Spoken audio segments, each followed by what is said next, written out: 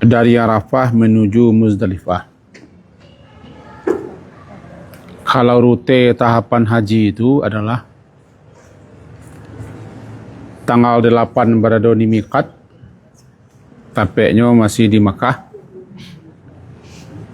Kemudian berangkat menuju Mina, bermalam di Mina semalam. Lalu dari Mina tanggal 9 pagi waktu duha berangkat menuju Arafah untuk wukuf. Di tengah hari masuk zuhur mulai wukuf. Diawali dengan khutbah wukuf, azan, ikamat salat zuhur 2 rakaat asar, ikamat, kemudian dijamakkan asar ke zuhur, maka jadilah jamak kasar. Setelah itu, itulah waktu-waktu puncaknya untuk berdoa, untuk berzikir, untuk beristighfar kepada Allah. Sampai maghrib. Sekitar 5 jam lebih waktu khusus untuk bermunajah, minta, mengadu, memohon kepada Allah, di mana saat itu Allah membanggakan orang-orang yang ada di Arafah kepada para malaikat-malaikat. Apa kira-kira yang mereka harapkan datang dari seluruh pelosok penjuru dunia, berpakaian kumal, kumuh, berdekil, busuk dan bau. Tentu saja mereka mengharapkan ampunanku. Untuk itu, wahai hamba-hamba yang berada di Arafah, berangkatlah kalian meninggalkan Arafah tanpa dosa. Merugilah orang yang tidak akan dapat itu. Ini kan tidak ada orang wukuf belum dapat itu. Pentingnya ilmu. Itulah puncak haji. Dari Arafah menuju Muzdalifah. Setelah matahari terbenam tanggal 9 Zulhijjah. Di Muzdalifah bermalam. Kalau Nabi sampai pagi, sampai subuh, sampai matahari nampak menguning. Kondisi kini tidak memungkinkan. Daripada Muzdalifah berangkat menuju Mina. Tanggal 10 pagi. Saat orang mulai bersiap-siap untuk salat Idul Adha. Maka jamaah haji bertolak menuju Mina untuk melempar Jumrah Aqabah. Tanggal 10 melempar Jumrah Aqabah 7 batu kerikil di Jamarat di gedung. Waktu terbaiknya adalah waktu duha. Kemudian setelah selesai melempar Jumrah Aqabah, menyembelih hewan hadiyu atau dam. Bagi orang yang mengambil haji tamattu' atau haji kiran, maka hadiyunya wajib itu jadi dam. Dam itu darah. Karena mendahulukan umrah daripada haji. Setelah menyembelih, hendak kita menyembelih orangnya, orang yang tunjuk, lalu tahallul. Laki-laki dengan mencukur atau membotakkan kepala, boleh memendekkan. Perempuan dengan mengambil ujung rambutnya dipotong. Dengan itu bernama lanya tahallul awal. Anan tahallul semula tidak boleh, semula ada larangan. Dengan tahallul itulah boleh lagi, kecuali satu, hal-hal yang mendekati hubungan suami istri tidak boleh, tinggal satu. Lalu menginap di di kamar masing-masing. Memperbanyak zikir, karena hari-hari tasyrik itu adalah hari-hari untuk bertakbir dan berzikir. Kemudian sabaleh, 2 baleh, 3 baleh, melanjutkan melempar 3 jumrah. 3 jumrah. Kalau di tanggal 10, 1 jumrah Aqabah. Maka tanggal sabalehnya, sabaleh Zulhijjah, berangkat menuju tempat melempar jamarat. Lalu waktu terbaiknya adalah zuhur. Hari kasabale dah balik 3 balik. Kalau hari pertama tanggal 10 waktu terbaiknya duha. Melempar 3 jumrah. Ula, usta, kubra atau akabah. 7 batu. Bismillah, Allahu Akbar. Allahu Akbar. Allahu Akbar. Allahu Akbar. Allahu Akbar. Allahu Akbar. Sampai selesai. Kembali lagi ke kemah. Dilakukan itu sampai 2 balik, 3 balik. 3 balik kemudian bertolak ke Makkah. Tapi bagi yang ingin berangkit capek, nafar awal, tanggal 2 balik. Selesai melempar ke 3 jumrah, capek pergi ke Makkah sebelum matahari terbenam. Namanya nafar awal, rombongan pertama. Nafar itu maknanya rombongan. Kemudian bagi yang ingin menyempurnakan sampai tanggal 3 balik, hari tasyrik, maka sampai hari 3 balik tetap melempar. Namanya nafar sani. Rombongan yang kedua meninggalkan Mina menuju Makkah untuk melaksanakan tawaf ifadah dan sa'i haji. Setelah itu tahlul sani. Selesai haji. Selesai haji. Itulah proses pelaksanaan haji. Aku buang ayatku. Ayatku mengatakan kepada kita 169, yaitu kemudian bertolaklah kamu afidu. Summa afidu, kemudian bertolaklah kamu meninggalkan Arafah sebagaimana orang-orang bertolak meninggalkan Arafah. Saya tengok tak? Tanggal 9 Zulhijjah, hari Arafah. Dari Arafah itu menuju Muzdalifah. Dulu orang-orang Quraisy karena mereka menganggap dirinya terhormat, orang istimewa, orang-orang yang dianggap adalah orang-orang yang mengabdikan dirinya untuk tanah suci. Jadi mereka merasa nilai lebih istimewa.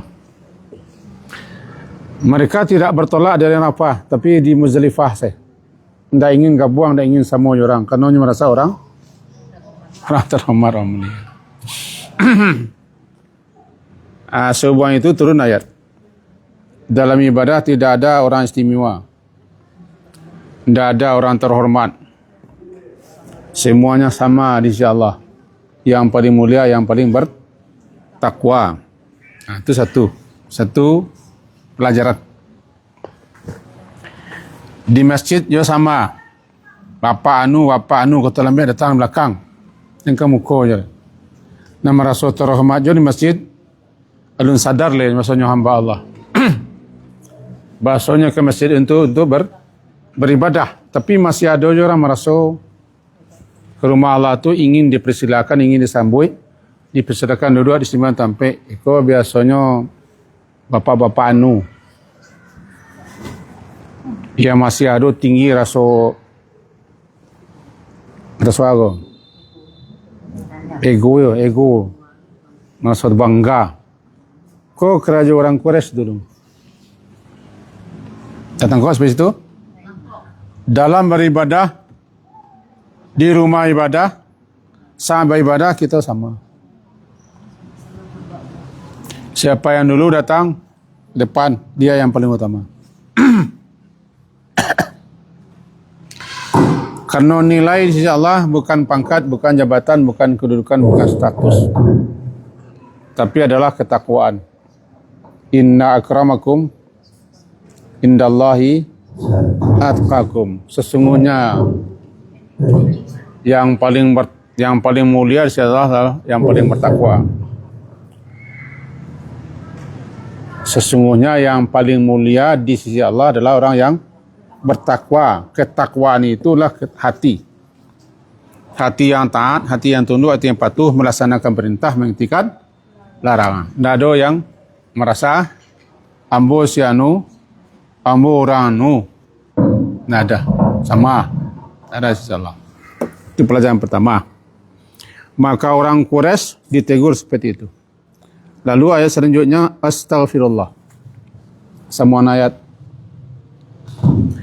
Dan beristighfar, meminta ampunlah kamu kepada Allah. Iko isyarat. Pertama, sikap perbuatan seperti itu adalah suatu kesalahan. Merasa ujub, merasa bangga, merasa istimewa dibanding dengan orang lain. Lebih-lebih saat beribadah, ikut satu kesalahan yang harus minta ampun. Namanya istaghfiru, minta ampunlah kamu kepada Allah. Tertangkap? Pelajaran ketiga bahwa siapapun kita,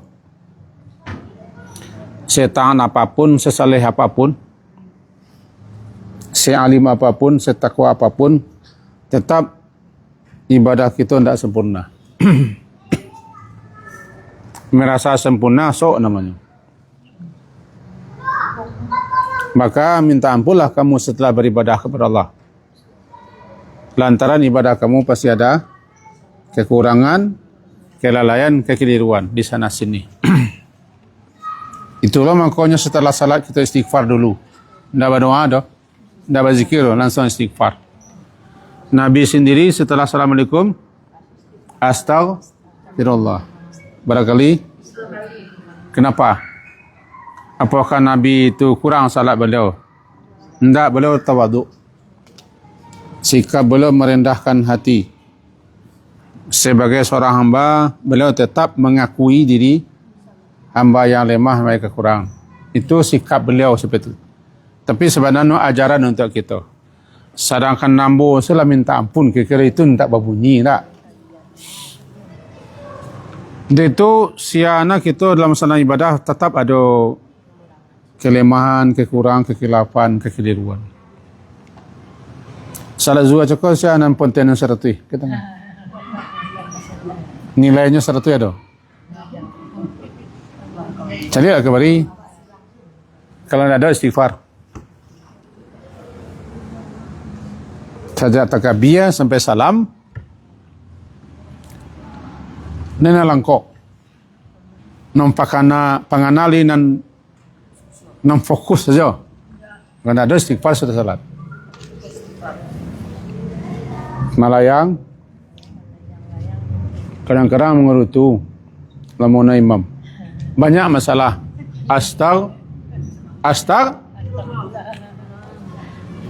Setelah Arafah menuju Muzdalifah, istighfarlah. Karena siapapun kamu ketika wukuf itu pasti banyak kelalaian. Wukuf itu kan puncak haji.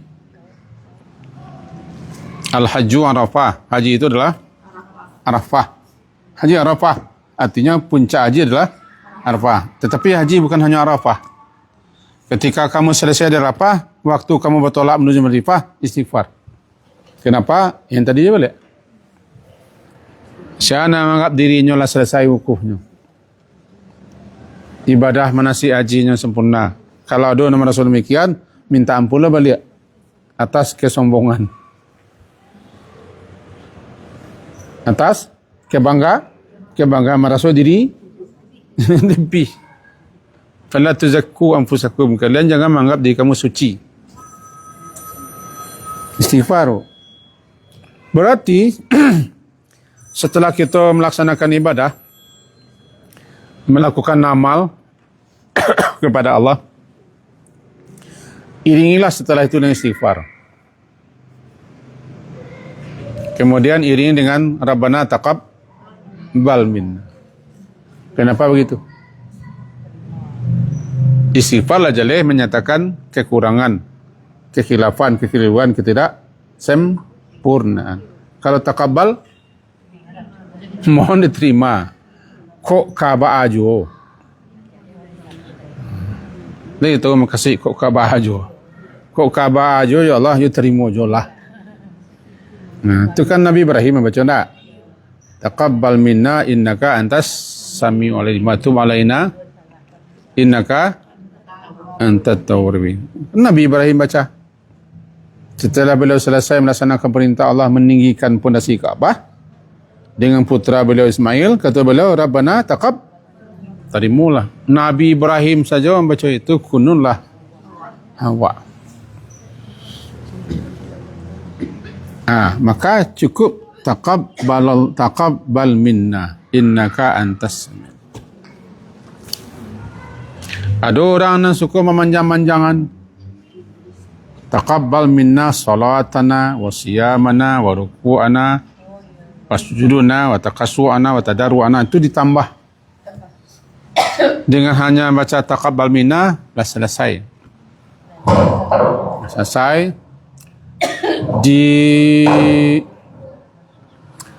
hari raya ketika sahabat-sahabat bertemu satu sama lain kan membaca taqabbalallahu minna wa minkum wa taqabbal ya karim. Semoga Allah menerima amal ibadah kita khususnya selama puasa. Wa taqabbal ya karim, mohon diterima wahai Allah yang Maha Mulia lagi Maha Murah. Maka disunnahkan kita setiap selesai beribadah beramal membaca taqabbal. Setelah korban pun apa bacanya? Ini terkena taqabbal minni, atau kalau untuk orang lain taqabbal an si fulan. Setelah korban tu, itu menunjukkan bahawa kita tidak boleh merasa pede. Kalau produksi pedewati,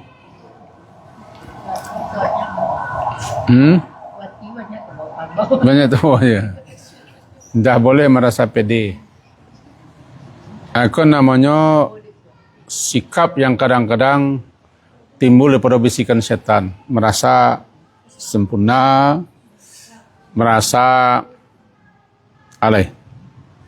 hebat, sehingga menganggap ibadah kita kok langsung checklist, langsung digaris bawahi.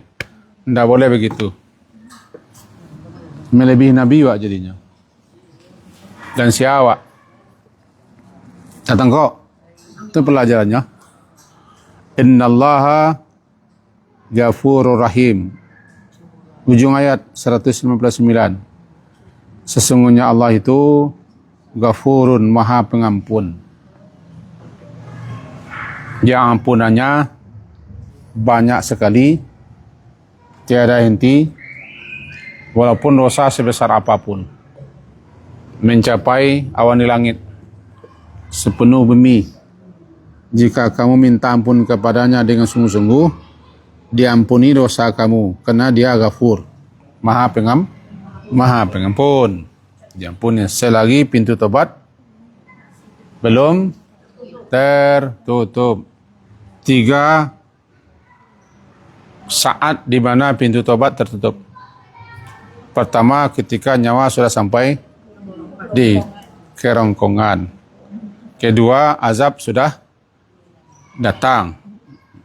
Sebelumnya kita bergelimang dengan aneka macam dosa-dosa, kemaksiatan, lalu minta ampun tidak terima oleh. Atau sebelum matahari terbit di tempat tenggelamnya minta ampunlah, karena Allah itu ghafurun. Sebesar sebanyak apapun, jangan putus asa. Tapi jangan pula sok suci. Jangan sok suci. Salah satu doa yang dibaca ketika sujud kalau rapi encak, sebut dululah kita sampaian. Allahumma ati nafsi taqwaha wa zakkiha. Ya Allah, anugerahkan kepada diriku ketakwaan. Wa zakkiha. Sucikan, bersihkanlah dianya. Hatiku, diriku. Zakkiha. Anta khairu man zakkaha. Kerana engkau lah sebaik-baik yang akan mensucikan diriku.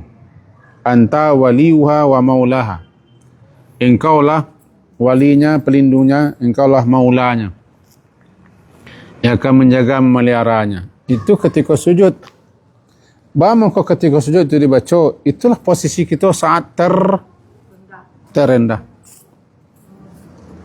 Bahkan anggota badan kita yang paling tinggi dicecahkan sejajar dengan telapak ke bumi. Makanya kecil beliau-beliau ulama jangan dialih-alih sujud. Itu merasa terhormat juga. Kecuali kita alergi. Alergi di baun. Nabi saya sujud ke tanah biasanya. Jadi orang yang mau alih-alih ko bukan kita menagah, bukan kita melarang, bukan kita mencacik, enggak. Enggak alun sampai kepada hakikat kerendahan diri. Sebab kepala aku dicacahkan anggota yang paling mulia, yang paling tinggi di badan kita kan kepala. Benak, otak kanan, otak kiri, otak tengah, otak samping, otak belakang. Ini kan dibagi-bagi lo otak dia bu. Kalau ibu kan otak depan, otak samping tak ada dia bu. Ada otak kanan, otak kiri. Ke bawah. Mata, hidung, mulut, telinga. Iko anggota terhormat tu. Di bawah daripada dubur letaknya. Kan di bawah dubur. Dubur dia. Kita merasa hina, merasa rendah. Ketika itulah ajukan doa. Pengakuan. Sucikanlah diriku. Aku banyak dosa, banyak salah, banyak khilaf. Segala macam. Sampai ke lantai. Yang cakap balik. Jadi tidak sah ke pakai alih-alih. Tidak sampai kaji kita ke situ. Tidak mansah-sah pun tidak ada kaji wak. Tetapi kalau tidak perlu, tidak penting, ya gunanya dialih. Lah pihak musajid ke lagi. Jadi lah pihak musajid ko baunnya lah baun. Kan ada kecualinya tu. Kecuali tikar lah pihak ko lah baun kambing matino. Tu boleh. Kita kau minta ampun lah. Sesungguhnya Allah Maha Pengampun lagi Maha aduh lah, alun selesai lah. Kan alun selesai lah. Baca ayat 200. Faida qadaitum, maka iza apabila qadaitum, kamu telah selesai melaksanakan manasik. Manasik ibadah haji. Manasik itu ibadah haji. Manasik itu tampil di mana kita beribadah haji. Manasik dan sikor. Sikor kan namanya belajar manasik. Manasik itu di Makkah. Di mana manasik? Di Arafah, di Muzdalifah, di Mina, di Masjidil Haram. Itu manasik. Maka di sini melaksanakan ibadah haji. Manasik itu maknanya dua. Tampik beribadah dan beribadah itu sendiri. Manasik. Selesai kalian melaksanakan manasik, fadhkurullah, maka berzikirlah kalian mengingat Allah kadzikrikum, seperti kalian berzikir mengingat bapak-bapak nenek moyangmu, atau asyadda dzikra, atau lebih sangat daripada itu. Mari kita pahami.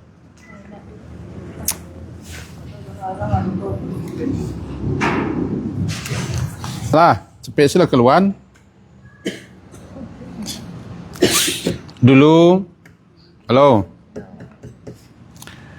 orang-orang zaman dulu selesai melempar di Mina. Lalu mereka ke Mota cerita. Kebanyakan Mota cerita tentang bapak-bapak nenek moyang. Membangga-banggakan nenek moyang. Orang Arab tu bangga dengan nenek moyang. Kepahlawan mereka, keperkasaan mereka, kehebatan mereka dan keahlian mereka. Namanya abak. Abak ko bapak-bapak, kakek-kakek, nenek moyang, leluhur tu abak. Namanya aba.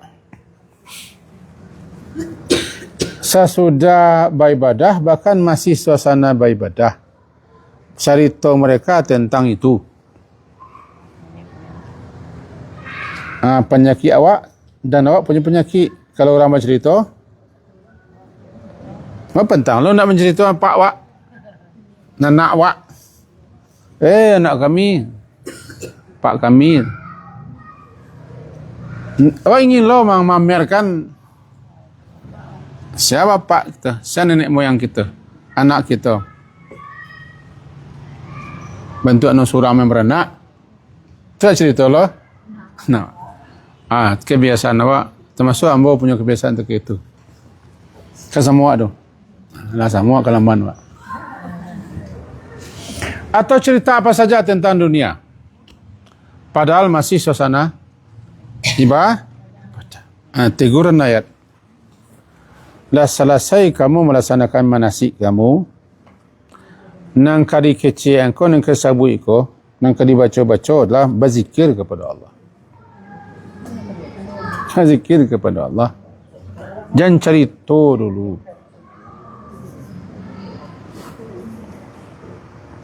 Dalam satu riwayat disebutkan, jangan kamu seperti anak-anak di mana mereka menyebut selalu pak, ayah, ibu, mengasihi ayah, ibu, ayah, ibu. Berzikirlah kamu mengingat Allah. Sebagaimana kamu berzikir menyebut bapak-bapak, nenek moyangmu, atau lebih sangat berzikir. Karena itu yang lebih penting, lebih utama. Keteguran untuk orang yang selesai di Mina. Sampai kini orang masih begitu di Mina. Habis melempar, cerita mata pada suasana masih suasana haji. Nah, kita pesong kepada kita. Masih di masjid je baru selesai orang salam baru anulah bercerita. Ko kenai ke orang nanti ke iko. Orang tu kadang-kadang awak ko orang tun minta. Halo.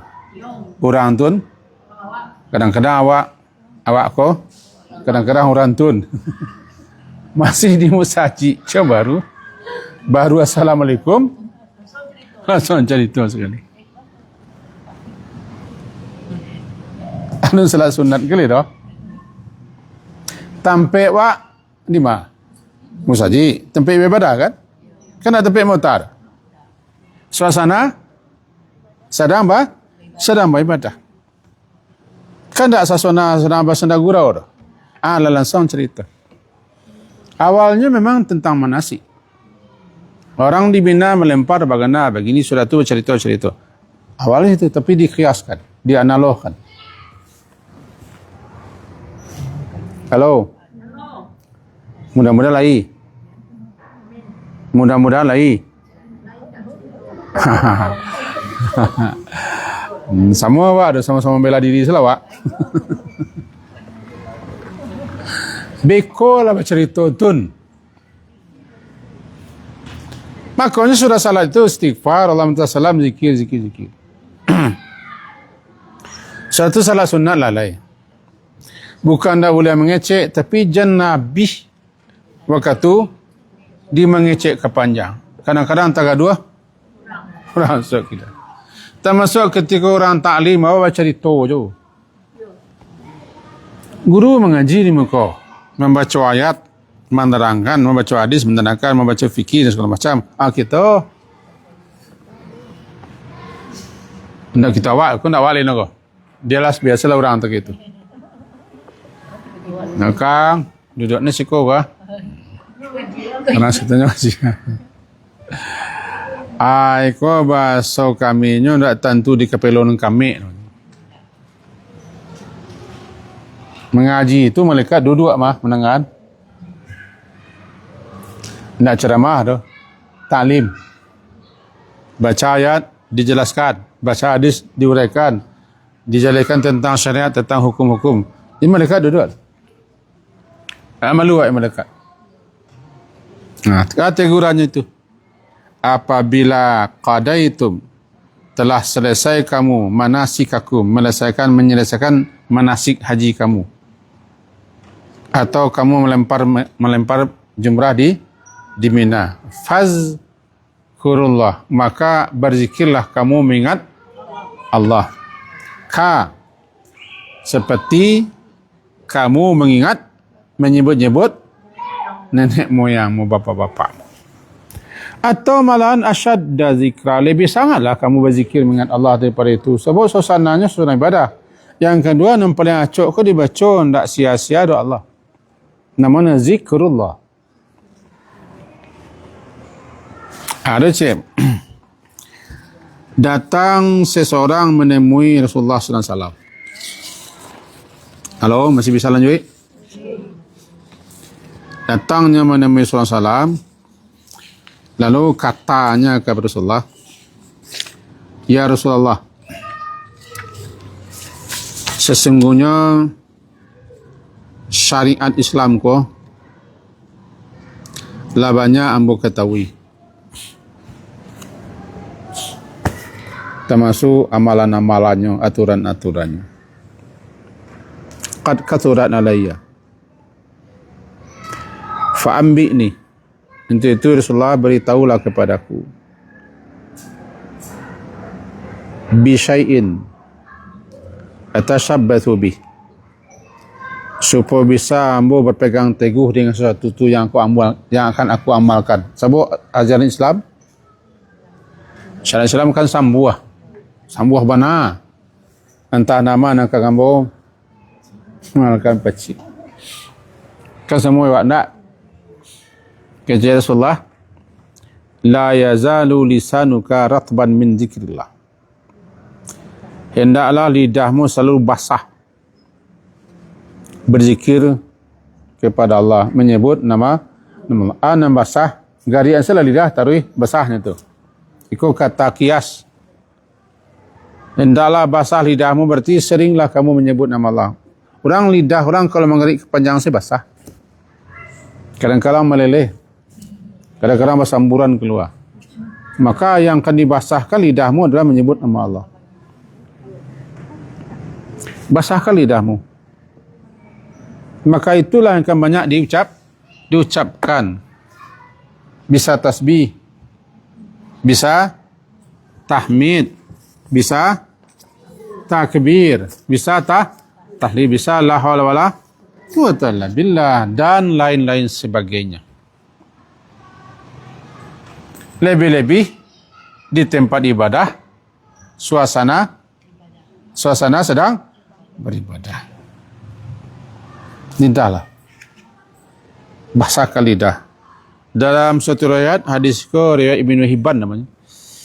Ibnu Hibban nomor 818 ya. Bunyinya begini. Kata Muaz bin Jabal radhiyallahu anhu, aku bertanya kepada Rasulullah sallallahu alaihi wasallam, ayul a'mali ahabbu ilallah. Ya Rasulullah, apa amalan yang paling dicintai Allah? Yang paling ahabbu ilallah. Kata beliau, antamuta, engkau mati, walisanuka, sedangkan lisanmu, ratbun min dzikrillah, lisanmu sedang menyebut nama Allah. Sedang kok orang biasanya mati sesuai dengan kebiasaannya. Jadi kalau lidah kita lah biasa menyebut nama Allah, mudah-mudahan sedang menyebut nama Allah, biasakan. Lebih-lebih orang yang kemati kau. Kan kemati kau. Lebih-lebih itu. Jengkini. Jadi intinya perbanyak zikir. Perbanyak baca la ilaha illallah. Kalau dapat sedang asyik baca Allah tu, ayat kita tiba. Man kana akhiru kilamihi la ilallah dakhala al-jannah. Siapa yang akhir perkataannya ketika meninggalkan hidup dunia, la ilallah, masuk surga. Kapan masuk surga tu nanti lah ceritanya lah, tiketnya lah, tapi porsinya lah, tapi. Nah, tengok. Balik kita ke ayat. Bukannya baca cerita kian kabari. Bukan menyabui anak dan santi yang apa dia mangko nenek moyang dan begitu. Iko beribadah. Sadang berado di tempat beribadah. Baru selesai. Allah langsung saya putar kepala mencari Tuhan. Apalagi gun jiang. Kau yang paling manis. Laris manis.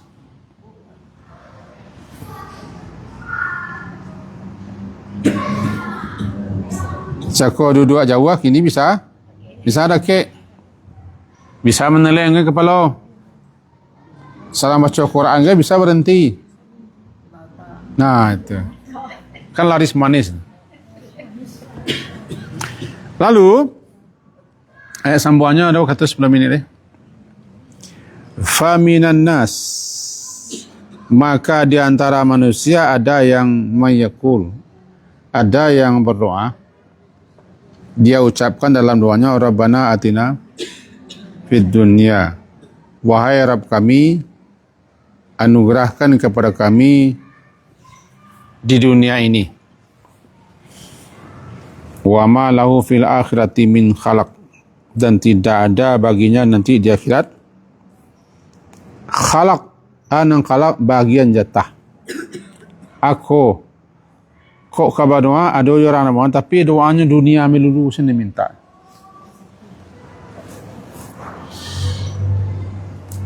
Nikmat dunia seperti kesehatan, sukses, lancar, anak-anak, naik pangkat, dapat kedudukan.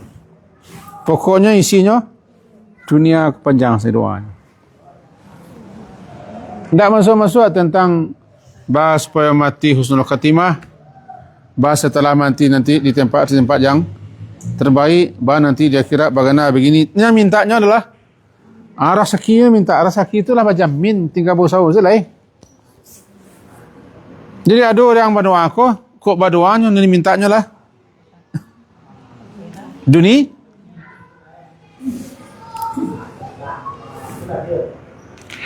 Sehingga dia nak mintanya dunia kepanjang, saya di akhirat tak boleh. Sebenarnya tak pernah minta kebahagiaan akhirat, keselamatan akhirat, kesenangan akhirat. Isi doanya dunia. Pakalah gahat benar tu dunia lah. Ya Allah, kau mati mau kau dapat rumah kau sudah dulu nak nuah. Dunia aja kan. Kau dapat pajak-pajak kau lah belaki sudah kan dunia aja lu. Ayo, dunia. Awak kemati. Jadi istilahnya dalam doanya, ya Allah janganlah jadikan dunia kau menjadi cita-cita tertinggi. La taj'alid dunya akbar hammina. Ya Allah janganlah jadikan dunia kau di kami menjadi suatu sebesar-besar cita-cita, sebesar-besar keinginan. Wala mablagha ilmina. Janganlah sampai puncak ilmu kami tentang dunia, sehingga tidak seketik jualah tentang akhir. Dunianya tentang ilmu tentang dunia aku luar biasa. Pakarnya, narasumbernya, praktisi, ahli tentang dunia. Tapi secuil pun akhirnya ada. Maka merugilah orang. Tiba di kubur profesor lang, doktor. Amo pejabat mah, amo si bohlol mah, si bohlol.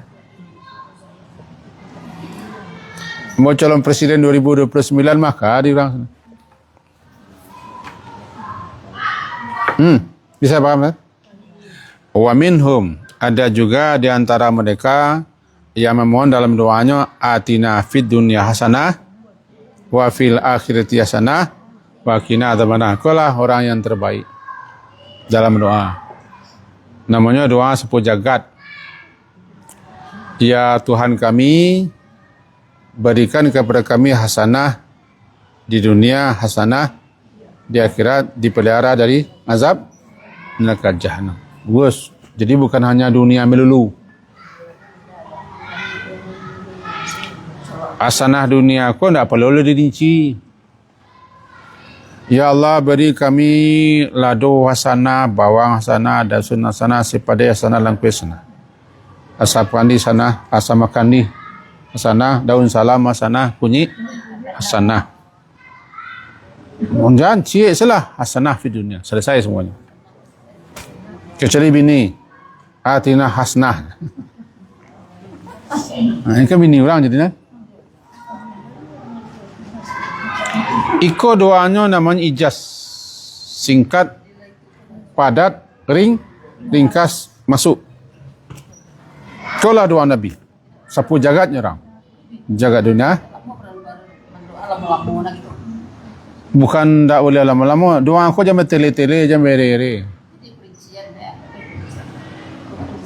Tak ada yang sebaik doa dalam Quran.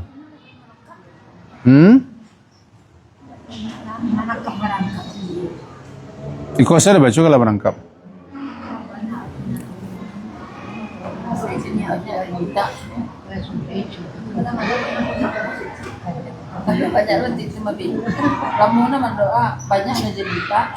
Ya boleh lama-lama, tapi jangan tele-tele, jangan bere-bere. Tak jalan kesimpulan. Tapik-tapik sejak. Diulang-ulang cak daripada berputar-putar kan kau. Ya Allah, kami berkumpul pagi ini di cuaca yang indah dan cerah.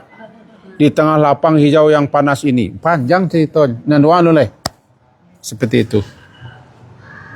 Ya Allah, beri kami, masukkan kami ke surga. Istana-istananya, airnya yang mengalir, buah-buahnya. Tak usah.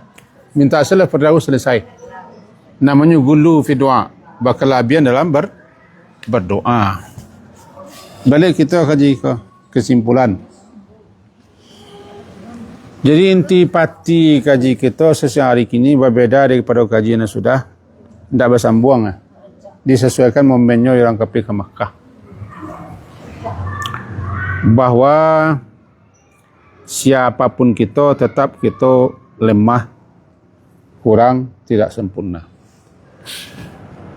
Nampak ketidaksempurnaan itu kadang-kadang ketika beribadah pun masih lalai, masih lengah. Minta ampun lah. Itu.